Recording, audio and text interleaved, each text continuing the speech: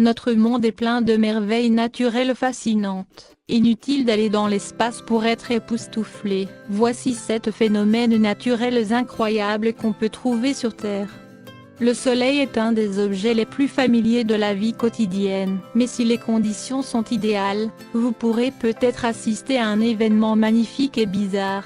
Le soleil peut changer de couleur et virer au vert. Ce phénomène est plus facile à observer au coucher du soleil et ne dure qu'1 ou 2 secondes. C'est pourquoi cet événement est généralement appelé un flash. L'atmosphère fonctionne comme une sorte de prisme, séparant la lumière du soleil en des couleurs séparées. Essayez de trouver un endroit avec une belle vue sur l'horizon et une vue complète du disque solaire. Attendez le coucher du soleil et gardez les yeux ouverts. Appréciez ce bref flash, sachant que peu de gens l'ont vu.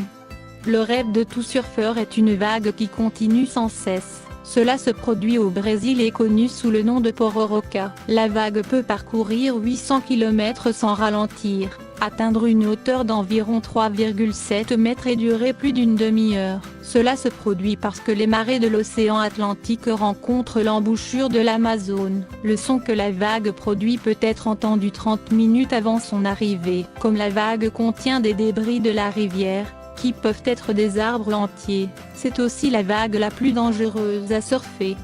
L'explosion d'un volcan est l'un des événements les plus destructeurs de notre monde. Mais en Indonésie, le cratère de Cavaigén, sur l'île de Java, semble faire jaillir de la lave bleue, au lieu des traditionnels tons jaunes et orange auxquels nous sommes tous habitués. La lave n'est pas intrinsèquement bleue. Au lieu de cela, cet événement est produit par la combustion d'une forte concentration de soufre dans cette partie du volcan. Quand le soufre s'enflamme, il brûle avec une flamme bleue. Ainsi, lorsque la haute concentration de soufre entre en contact avec la lave, celle-ci devient bleue. En réalité, ce ne sont que les flammes bleues du soufre qui s'échappent de la montagne. C'est pourquoi cet effet n'apparaît que la nuit. Le lac Natron en Tanzanie est une source d'images parmi les plus terrifiantes jamais captées.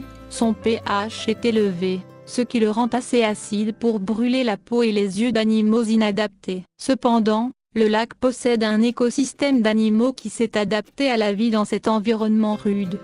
Mais chaque fois qu'un animal est assez malchanceux pour mourir dans les eaux du lac, son corps subit une sorte de momification. Le lac est devenu célèbre dans le monde entier après que le photographe Nick Brandy eut capturé des images obsédantes d'animaux morts. Il trouva les créatures mortes échouées sur le rivage et se mit à les poser comme si elles étaient encore vivantes.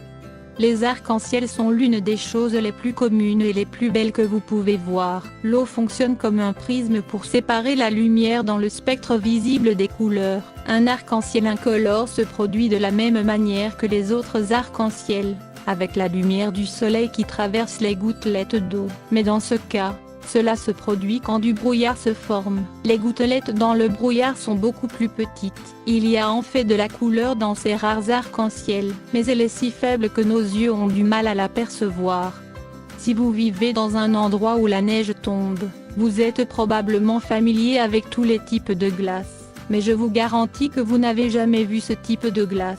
Communément appelée la glace cheveux, elle ne se forme que les nuits humides d'hiver et fond généralement dans la journée. Des cristaux de glace se forment sur le bois pourri qui a une présence de mycélium, les racines d'un champignon qui vit sur le bois en décomposition. C'est incroyablement difficile à repérer car toute neige autour de ce type de glace la cachera. La prochaine fois que vous vous promenez dans les bois d'hiver, gardez les yeux ouverts et observez le sol de la forêt.